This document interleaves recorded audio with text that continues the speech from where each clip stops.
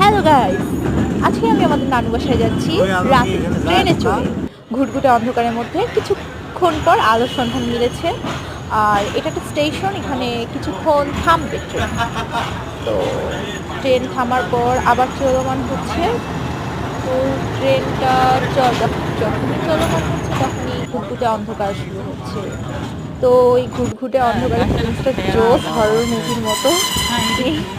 তো তো আমরা এখন নানু বাসায় যাওয়ার জন্য রিক্সায় উঠলাম। তো রিক্সায় চারপাশ দেখতে জোস লাগে, কারণ আমি বসেছিলাম উপরে, যদিও আমার 12টা বেজেছিল।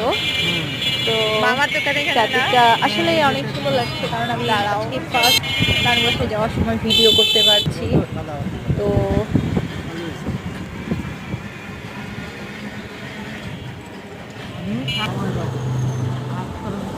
গাইস, ভিডিওটি ভালো লাগলে অবশ্যই লাইক দিবেন এবং আমার সাথে থাকতে চ্যানেলটি সাবস্ক্রাইব